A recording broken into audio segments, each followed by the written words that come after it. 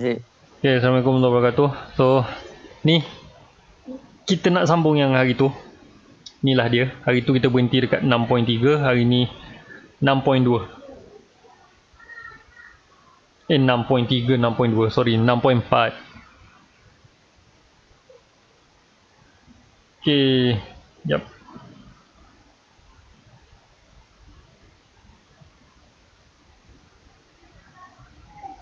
Okay, so 6.4 ni adalah pasal perbezaan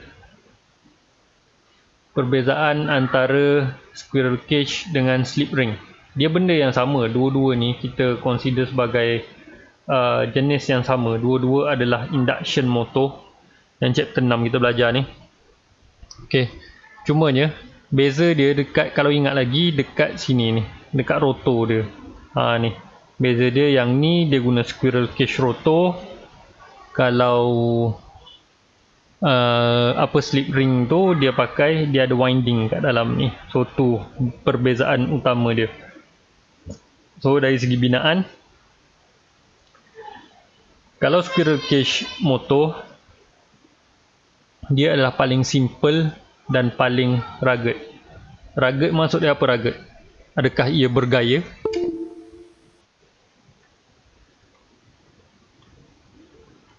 Apa maksud rugged? Kalau dalam ni, dari segi motor ni. Keras. Rugged ni macam lasak. Tahu lasak? Maknanya kita boleh gunakan dia, yalah lasak lah. Kalau kata kereta tu, dia bukan kereta sport lah. Kalau kenderaan, dia bukan kenderaan, bukan kereta sport. Tapi dia adalah kereta apa, 4x4 Hilux tu. Boleh bawa pergi mana-mana, boleh buat apa saja. Nak angkat barang pun boleh. Nak buat benda, nak bawa pergi bandar pun boleh. Macam tu. So, lepas tu, so dia paling rugged. Kalau slip ring induction motor pula, compare to squirrel cage, compare dengan squirrel cage ni, rotor dia ni payah sikit lah nak buat. Sebabnya dia ada apa? Dia ada winding. Okay. Dia ada winding tu. So dia agak susah sikit nak buat. Yep.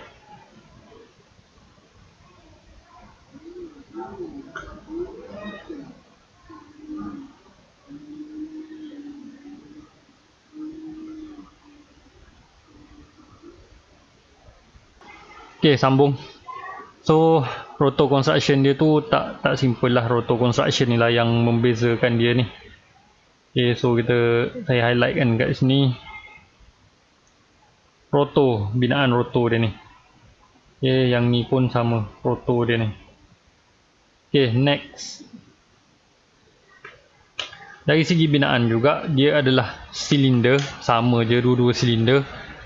Dengan dia menggunakan heavy bar atau daripada copper atau aluminium sebagai konduktor.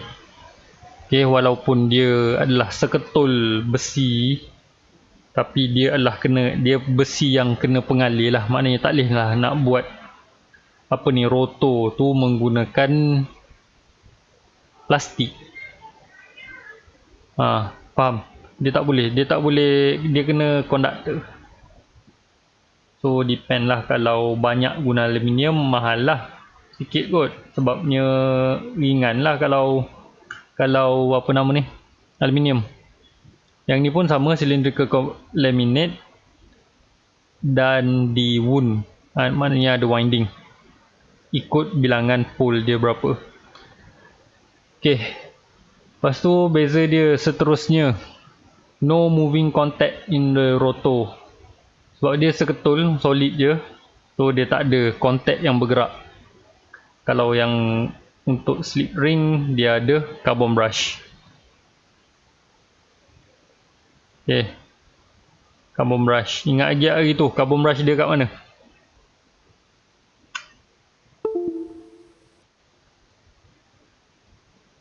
Guys, ingat lagi tak carbon brush dia kat mana?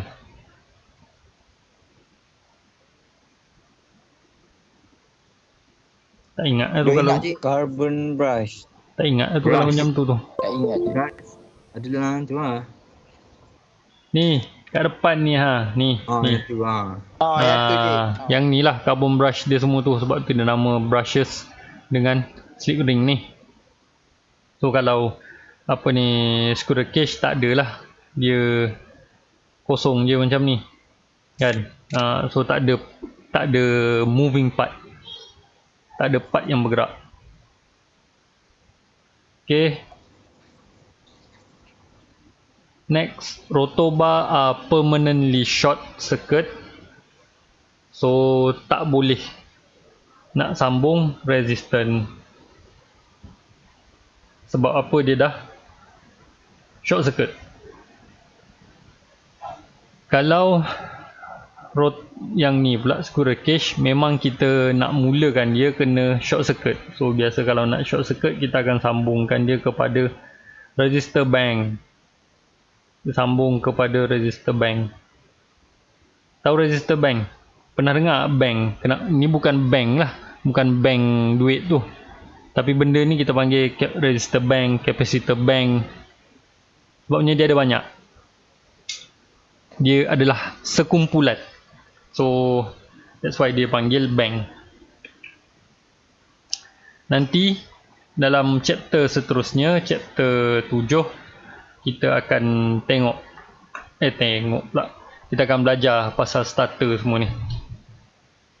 Okay, next, low starting torque. Torque dia rendah sikit, 1.5 kali ganda je daripada torque penuh. So kalau keupayaan motor tu lebih kurang dalam 20 Nm torque. Okay, kalau 20 Nm, so kalau 20 kali 1.5 jadi berapa?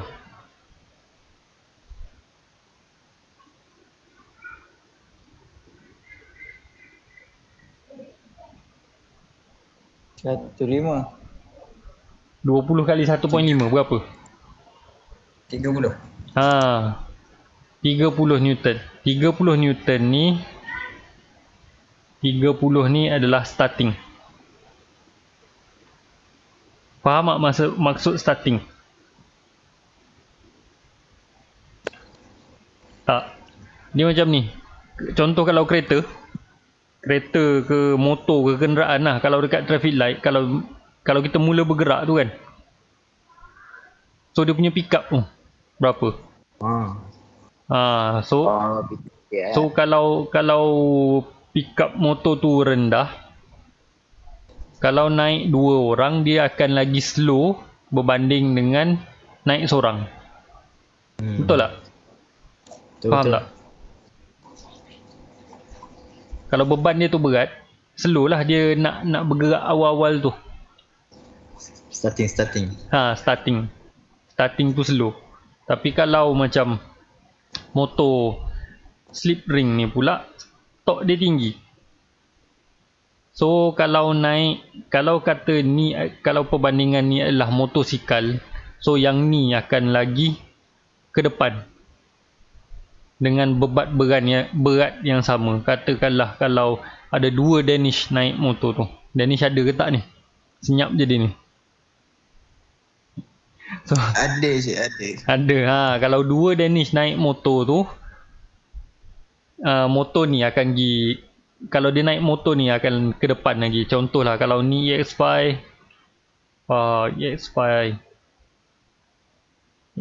je.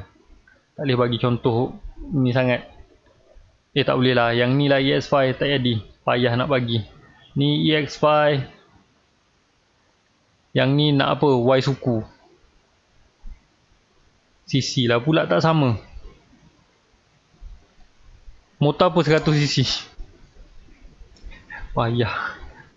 EX5 dengan wave je. Wave. Nak beranak tu boleh lah. Wave lah. Dan ada itu Y suku dengan RS je. Betul. Tu contoh yang sama. Tu dia belaka je. Kalau Y suku dengan RS, mana depan? Mana satu Y suku, mana satu RS? Yang ni RS. Yang tok tu Y suku je. Tok Y suku Ah, Oh, okey. Gitulah. Laju je lah yang ni. Kalau tok Y suku. Yang ni RS. Logik lah kot sebab Y suku gear 5 je.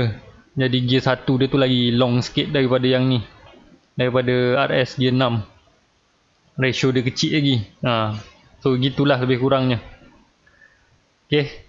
Lepas tu starting current. Starting current kalau untuk squirrel cage dia lagi tinggi berbanding dengan ni apa nama? Slip ring. Sebabnya yang ni dia sebenarnya berkait dengan kat sini. Kita gunakan resistor ni. Resistor bank ni. Kita guna resistor jadi kita boleh kawal current dia. Kalau yang ni kita tak boleh kawal current dia.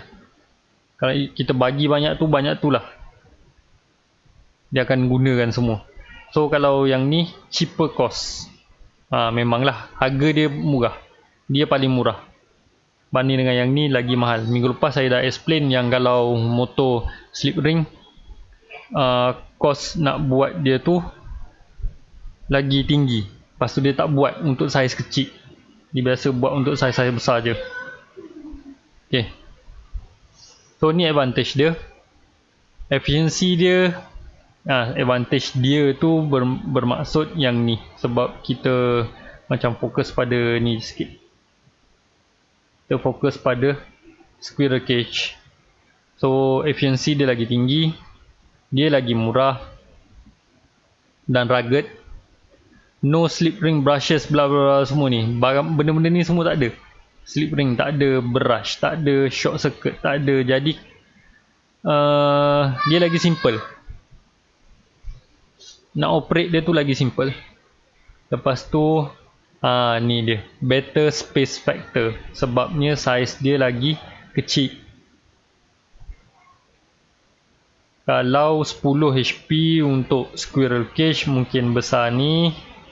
Tapi kalau 10 HP untuk slip ring dia lagi besar. Lebih kurang macam tu.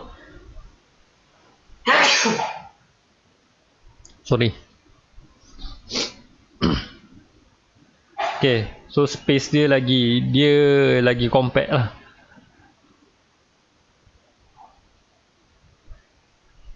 Okay, construction dan operasi. 3-phase synchronous motor. Okay, yang ni kita pergi sikit je. Synchronous motor. Jangan confuse, tadi yang sebelum ni, dua topik sebelum ni, ni adalah induction motor. Motor aruhan. Sebab topik 6 ni dia masuk juga sikit dengan synchronous motor. Synchronous motor ni, awak rasa-rasa pernah tengok ke tak?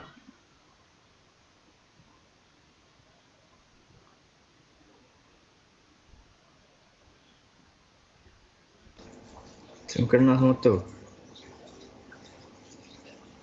Dekat tu lah. KPK.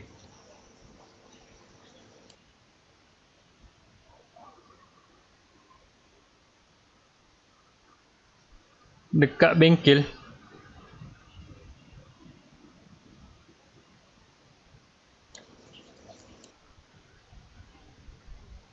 Dia sebenarnya synchronous motor ni,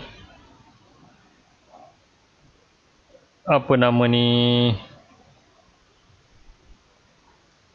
synchronous motor tu dia duduk dekat genset. Faham tak? Duduk kat genset. Ya, dia duduk dekat genset. Dia boleh jadi dua-dua. Dia boleh jadi motor. Kalau kita bagi supply kat dia, dia jadi motor. Tapi kalau kita pusingkan dia, dia akan jadi generator. Cuma beza dia, ni dia cakap, construction of synchronous motor is similar with AC generator ataupun alternator. Okey, faham? Synchronous motor ni dia sama dengan generator lah. Synchronous motor also has revolving field. Ingat revolving field yang saya bagi hari tu, yang saya tunjuk hari tu.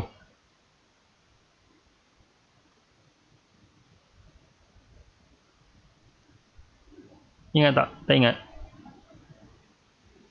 Video yang minggu lepas, yang apa, three phase yang berpusing tu, ada tiga color tu, red, yellow, blue, dia berpusing. Yang berpusing, yang berpusing dalam yang membulat tu. Okey. So revolving field which must be separately excited by the DC source. Tapi kalau yang minggu lepas kita pakai dekat stator tu, kita pakai AC kan, AC. Tapi kalau synchronous motor ni, dekat sini dia akan gunakan DC.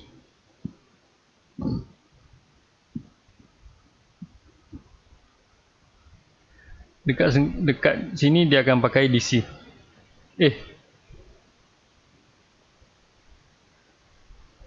Silap. Bukan kat sini, bukan dekat stator, dekat rotor dia pakai DC.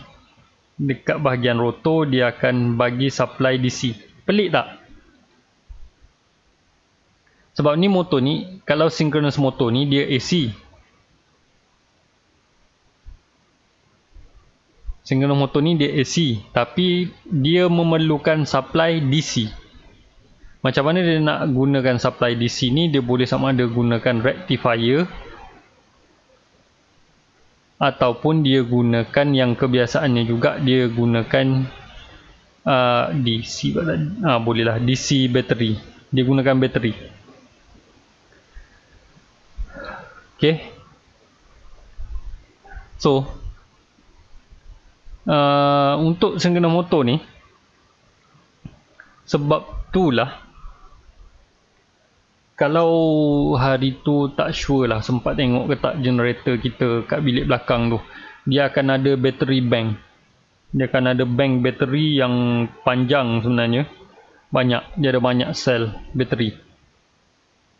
Sebabnya nak start motor ni, dia memang sangat-sangat perlukan satu benda apa, untuk starter lah, bateri ni untuk starter. Tapi yang penting juga untuk dekat dia punya DC rotor tu. Kalau rectifier tu ada problem ke apa ke, tapi dia nak stabil, supply DC tu dia nak stabil.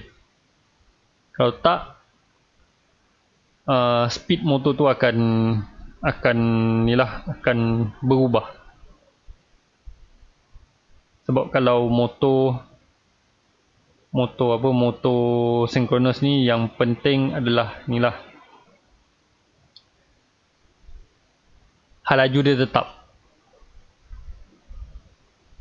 Kalau kita bagi beban macam mana pun, kalau motor induction, kalau kita makin tambah beban, dia akan makin turun sikit. Tapi kalau synchronous motor ni, kita bagi beban, selagi dia capable, dia akan maintain speed dia tu. Kalau 1500, dia akan solid run pada 1500. Sepatutnya macam tu lah. Okay. So ni karakteristik dia. Yang kedua, it is not inherently self-starting.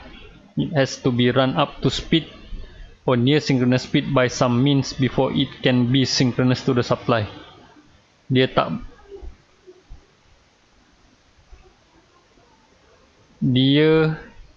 tak boleh start sendiri. Okay, dia tak boleh start sendiri. So kena sampai satu hal laju yang tetap, barulah dia boleh dia boleh run dengan sendiri.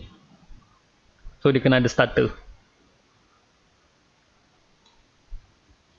So yang ketiga, dia boleh beroperasi pada power factor yang lagging atau leading. Ni agak advance lah ni. So on no load, the motor draws very little current with fixed excitation. The input current increase with the increase of load.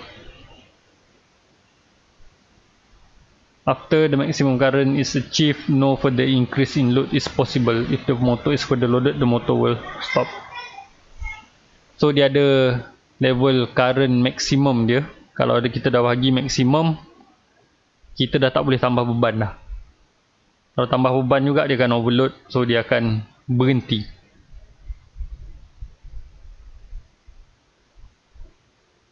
Okay.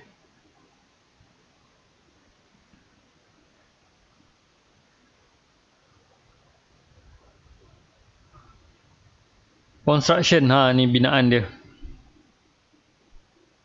So ni general, yang ni boleh baca je lah. Tapi binaan dia ni yang lain sikit. Dia ada kat depan ni, dia ada macam slip ring ni juga. Okay, dia ada slip ring, tapi dekat sini lah yang kita masukkan DC tu.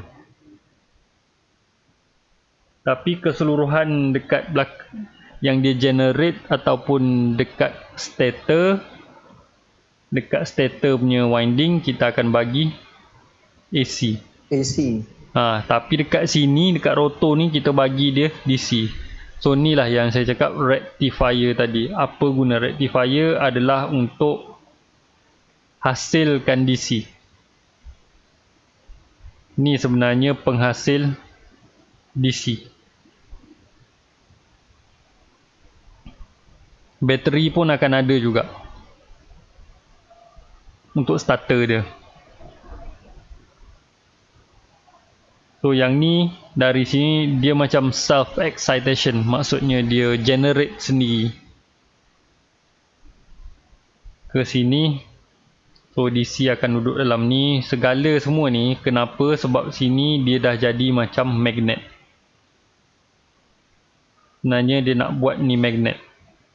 Magnet ni kita kebanyakan kita jumpa dekat motor DC. Awal-awal kita belajar DC dulu kan magnet kan. Magnet.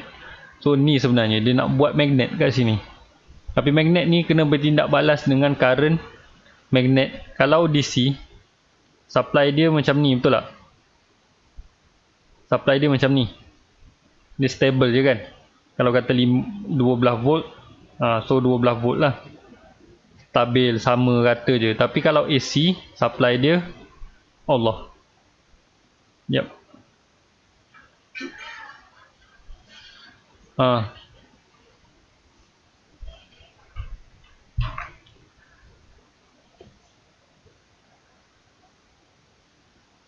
Tapi kalau AC, supply dia macam ni.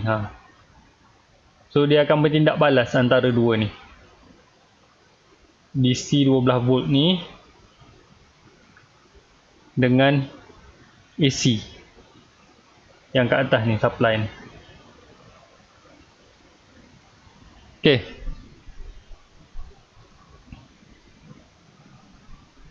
Untuk start, so disebabkan motor ni, satu lagi, motor ni besar.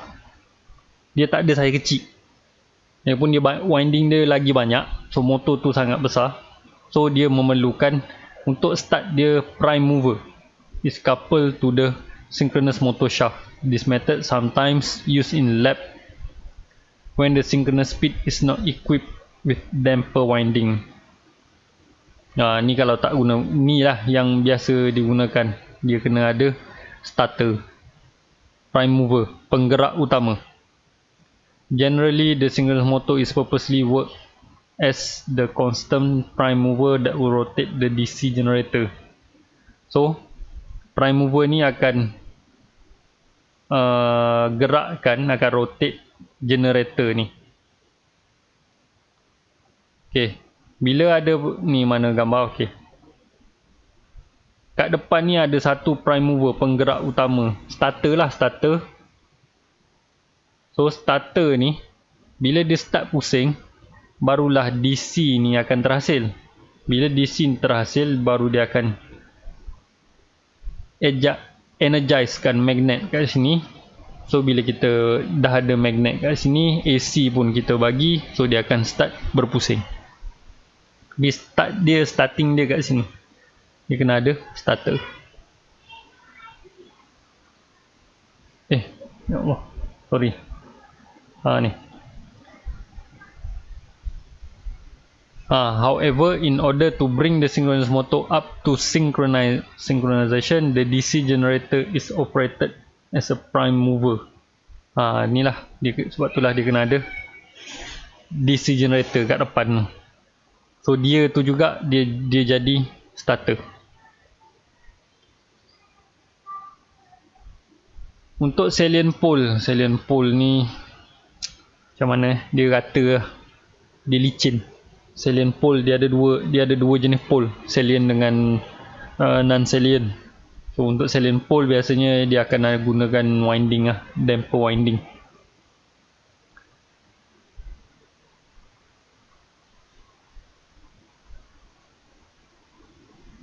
Yang ni saya tak berapa nak sentuh sangat. Yang ni nanti Cik Hanafi akan ajar dalam power. Okay. So ni beza paling besar dia lah. Senang kita terus pergi pada, sebab motor ni kita tak buat wiring. Kalau motor synchronous kita tak buat wiring. Dalam power ada. Power pun kita buat dia punya starter circuit, guna trainer. Bukan buat wiring macam motor starting biasa ni lah. Motor starting yang kita belajar ni. Beza dia, kalau synchronous motor dia sangat complicated lah. Yang ni simple, terutamanya untuk squirrel cage. Synchronous motor tak self starting. Okay, dia tak boleh start sendiri. Macam saya kata tadi, kena ada prime mover, kena ada starter. Yang ni dia boleh lah start sendiri. Kita bagi supply, dia mampu pusing sendiri. Separate DC source diperlukan untuk rotor. So kat sini lah tadi, sama ada guna bateri ataupun gunakan rectifier tu. Yang ni rotor dia akan diaruh oleh voltan dia sendiri. Lagi senang. By changing excitation, the motor power factor can be changed from lagging to leading. Lagging atau leading. Yang ni pun bab power juga. Macam mana kita repair power factor menggunakan motor synchronous. Okay, yang ni nanti dalam power. Yang ni pula always operate at lagging power factor. Sebab itulah power factor motor rendah.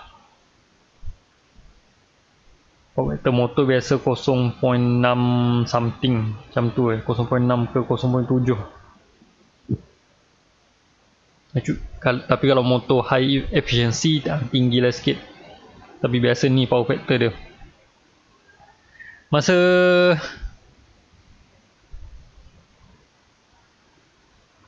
apa ni buat wiring ada tak kira-kira power factor ni? Ada apa cik? Power factor. PF. Cos theta. Ada. Tak ada. Tak ada. Okey. Tak apalah. Nanti kita sentuh sikit pasal power factor ni macam mana. Next, motor is costly and requires frequent maintenance. Salah satu sebab juga sebab dia ada starter. Okay, kalau dia generator lagi lah. Kalau synchronous motor ni operate sebagai generator lagi lah. Prime mover dia adalah engine, biasa diesel, petrol lah, petrol atau diesel. Kalau yang kecil petrol, tapi kalau yang besar diesel lah. So part prime mover tu pun memerlukan maintenance yang banyak lah. Minyak, air, macam-macam. Kalau induction motor tak payah nak maintain. Cuma mungkin kena grease sikit. Tu pun tengok pada keadaan. Biasanya sebab grease pada bearing tu, seal bearing, biasanya tak perlu grease. Depend pada keadaan. Kalau dia sambung pada gear ke, mungkin gear tu yang perlu perlu maintenance sikit. Tapi kat dalam tu kalau dia tak rosak, tak adalah maintenance dia. Mungkin bersihkan kipas, kalau kipas dia kotor. Kipas kotor ni pun satu masalah juga, sebab kalau kipas kotor akan panas, overheat, sebab tak ada airflow tu rendah, so tak boleh lah, itu kena jagalah. Tapi untuk dalam body, dalam internal motor tu sendiri biasanya tak perlu buka kalau tak rosak. Baik kita sealkan dia supaya tak masuk habuk semua. Okay, habis. Ni review soalan. Apa beza antara 3-phase induction motor dan 3-phase synchronous in terms of power requirement? Kalau dari segi kuasa, induction dengan synchronous. So ni jawapan dia. Induction motor hanya memerlukan satu AC supply pada stator. Kalau 3-phase AC pada stator, DC pada rotor. Tu beza utama dia. Okay, induction dengan synchronous. Induction ni dua-dua lah. Induction yang dia tanya, induction ni mewakili dua-dua. Squirrel cage, squirrel cage dengan slip ring, dua-dua mewakili dua-dua. Okay, antara 3-phase induction motor dan 3-phase synchronous motor, yang mana lagi efficient? So jawapan dia, synchronous motor lagi efficient.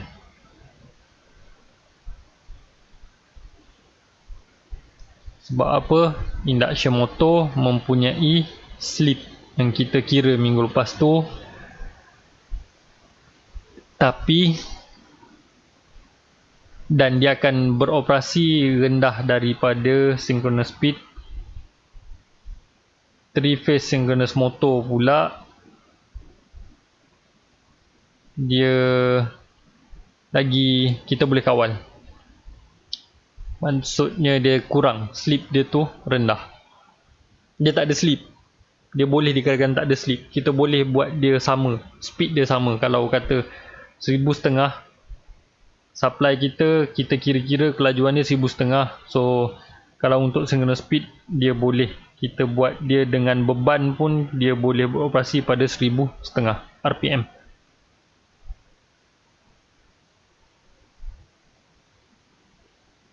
Okay, ada soalan?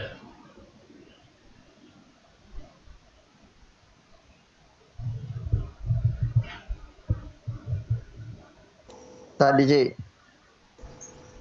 Ada, Cik. Tak ada. Dia cerita pasal